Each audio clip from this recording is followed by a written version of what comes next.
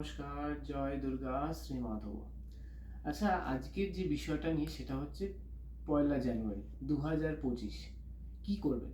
বছরের প্রথম দিনটা সবার খুব একটা আশার দিন, এক্সাইটমেন্ট থাকে যে বছরের প্রথম দিন আমরা কি করব।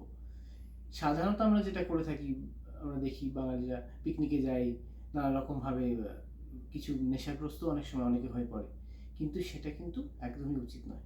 বছরের প্রথম দিন মানে আপনার পুরো বছরটা কি করে যাবে, বেশিরভাগটা অলমোস্ট 50% ওই দিনকে ঠিক হয়ে যায়।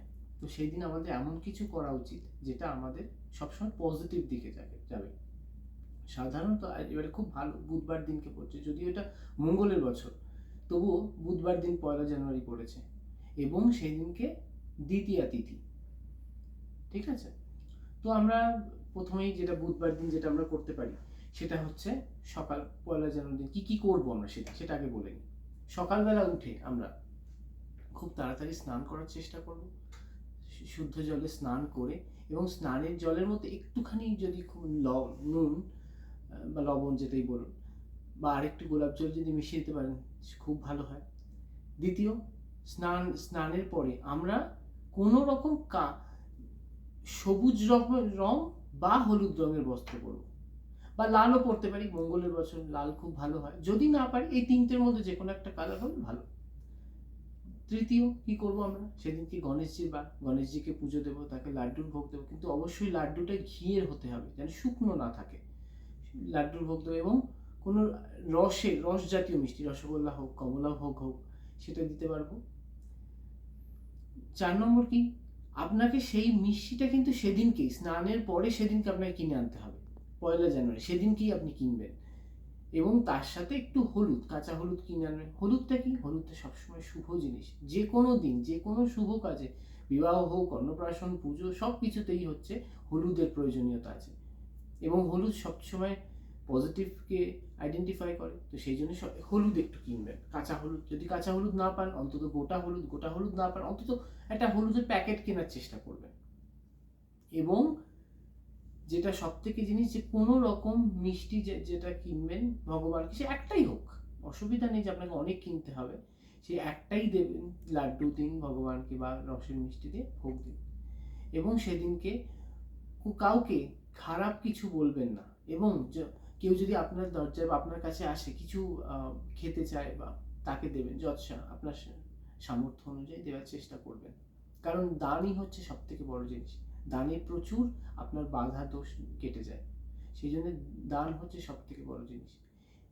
তো এগুলো অবশ্যই করবেন। আর কি করবেন না সেটাও এবার বলছি।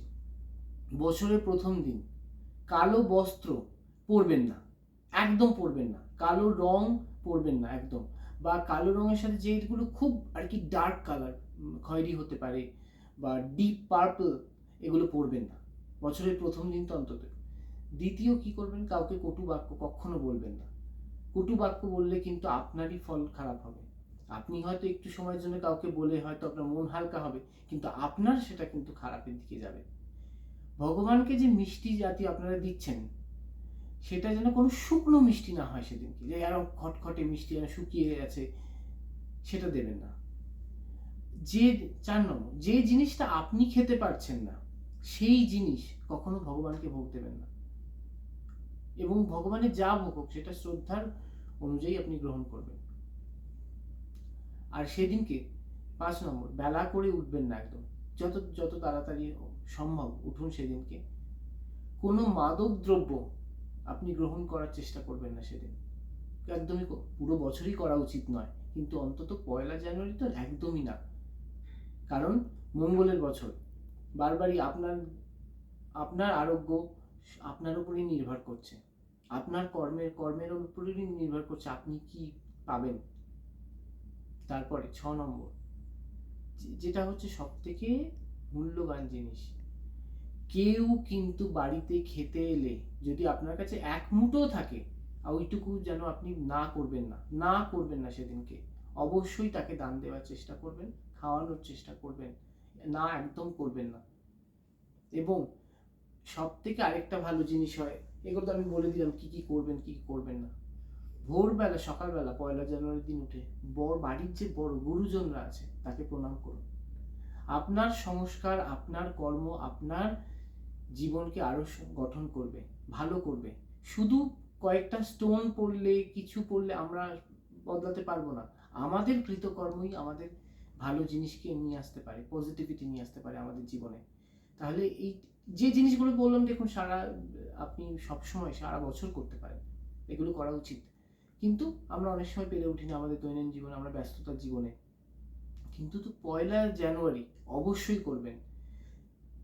যদি ভালো হয়, কোনো দেবালয় যদি প্রতিষ্ঠিত দেবালয় হয়, সেখানে যদি গিয়ে যদি পুজো দিতে পারেন, সেটাও খুব ভালো হয়। ওই সেদিন কল্পতরু উৎসব, অনেকেই দক্ষিণেশ্বর, কাশীপুর বাবার নানান রকম কালী মন্দিরে সেদিনকে পুজো দেন। কিন্তু চেষ্টা করবেন বাড়িতেও পুজো করতে। আর যদি আপনার যদি এই মন্দিরগুলো দূরে থাকে, কোনো আপনার যদি কাছাকাছি প্রতিষ্ঠিত দেবালয়, সেখানেও যাবেন। ঠিক আছে? এবার কমেন্টসে লিখবেন কি কি করছেন বা কি কি জানতে চান, কি বিষয়। এবং আর যতটা পারবেন লাইক শেয়ার করুন। কারণ দেখুন, খুব সামান্য জিনিসে হয়তো অনেক কিছু বদলে যেতে পারে, সেটা আমরা জানিও না। ঠিক আছে? সেই জন্য সবাইকে কাছে এটা ছড়িয়ে দিন, যাতে সবাই উপকৃত হতে পারে। জয় দুর্গা, শ্রী মাধব।